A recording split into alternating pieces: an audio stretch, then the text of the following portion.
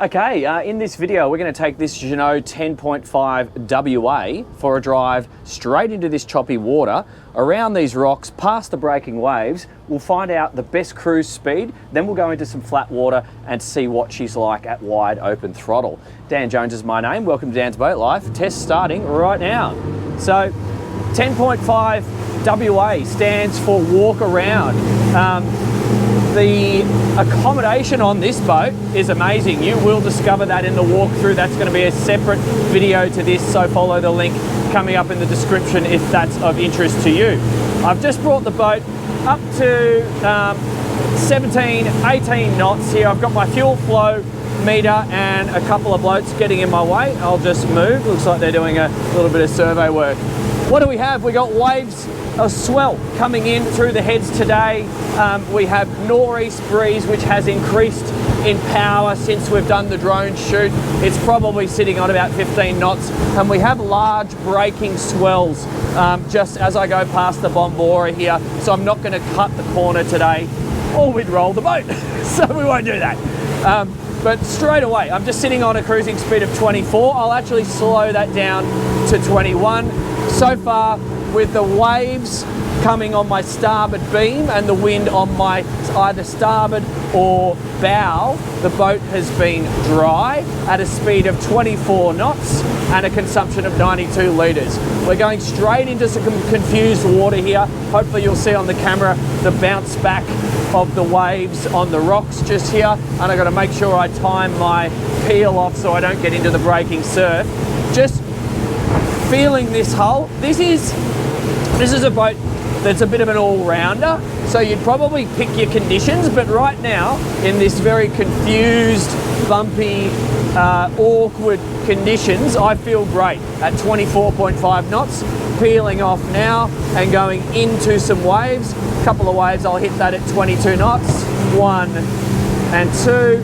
Sending the water out to the side. I think if you hit that at an increased speed, you might send a little bit of water up over the bow. So just control your speed if you're going into some of that short stuff. And I can see rolling and breaking waves to my left, so we're going to make sure we stick to the markers and steer clear of that.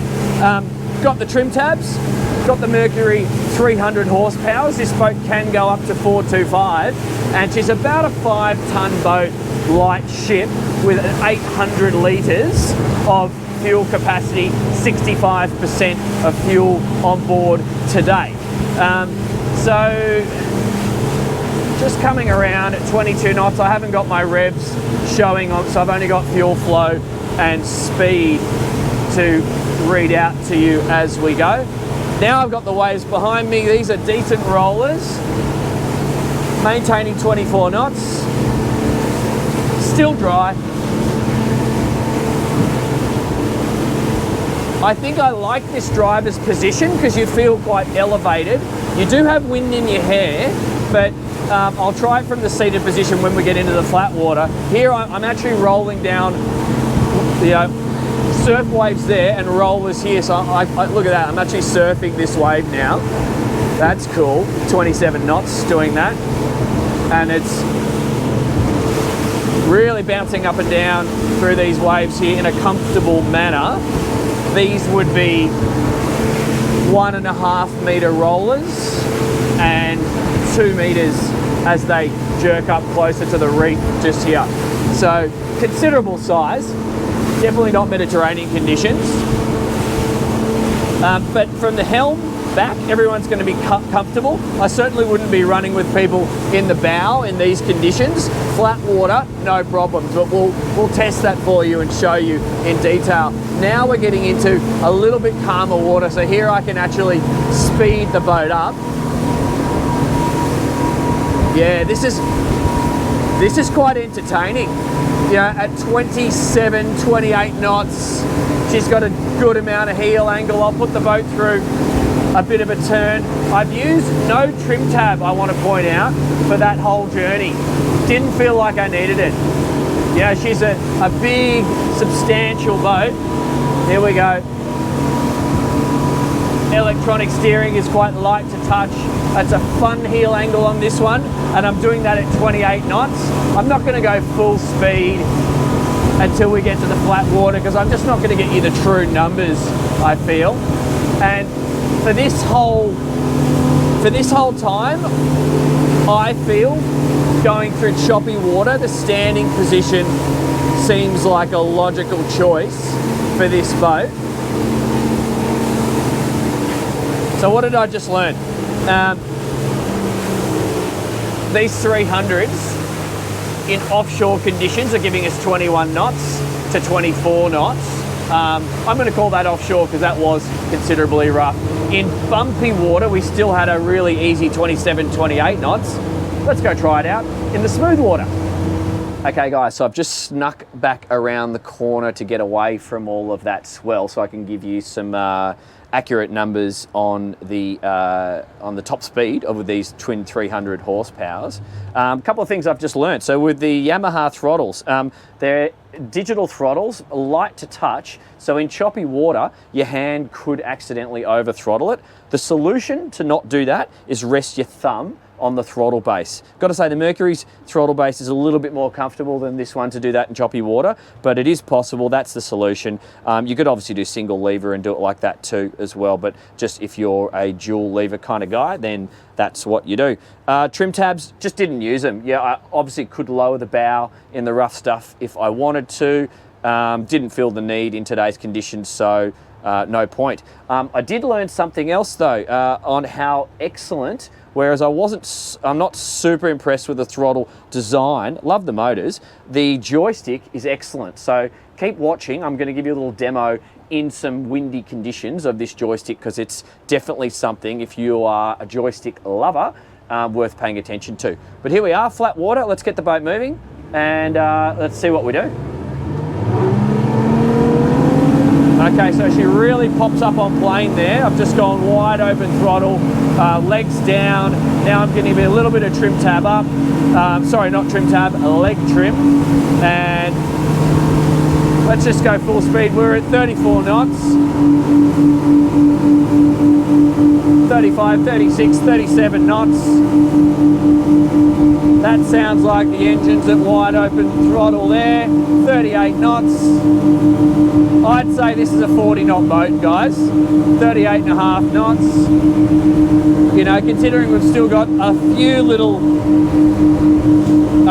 waves left over, I'm getting 38.7 knots right there. One more little trim up, see if that makes a difference. 38.7 knots is my wide open. And now I'm just gonna do a sweeping fast turn.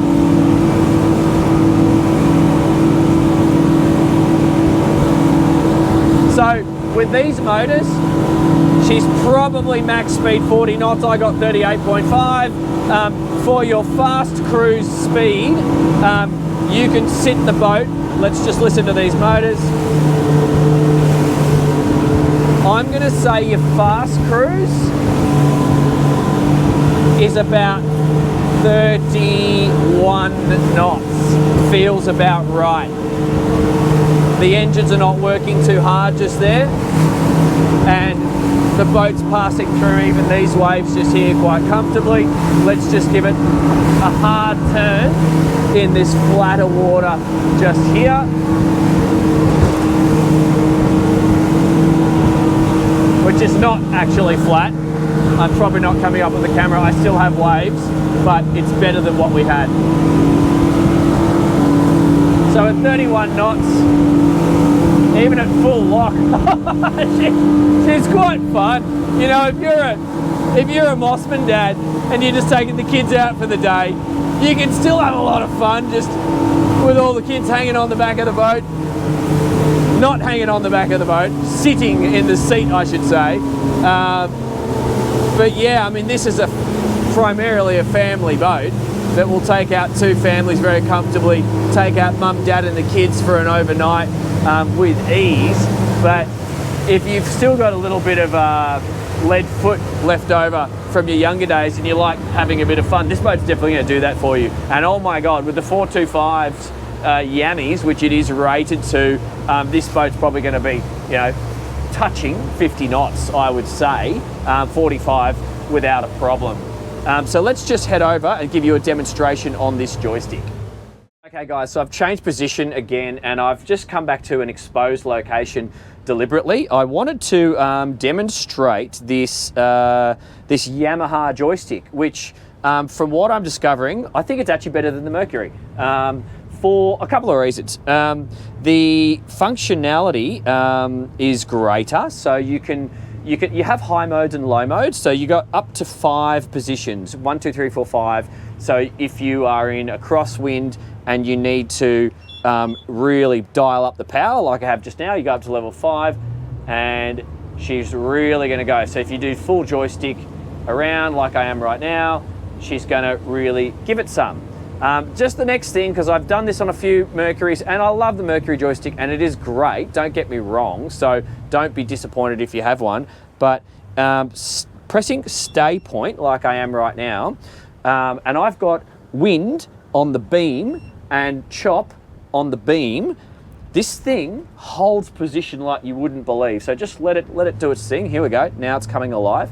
And just looking at the land, referencing from where we have started, with a crosswind for a joystick operation on a outboard powered open style day boat, this is the best that I've seen so far. So look at that. Since activating, we haven't lost any ground. So we have not drifted. The engines are working hard as I always expect, but it's keeping its attitude relative to the wind, and we're just not drifting. Listen to those motors. Hopefully you can hear that on the microphone.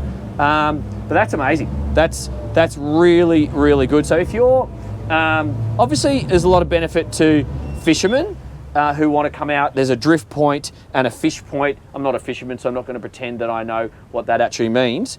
But if you are new to parking boats and new to bringing boats in marinas surrounded by multi-million-dollar boats, this is going to put you at ease, because you can do things like operate it with one hand and then switch hands and switch your body relative to the position of the wheel, and the joystick still makes sense. So me pushing the joystick in the direction I want to go, the boat goes that direction. If you haven't driven a boat before and this is your first experience, that will make your life a lot easier.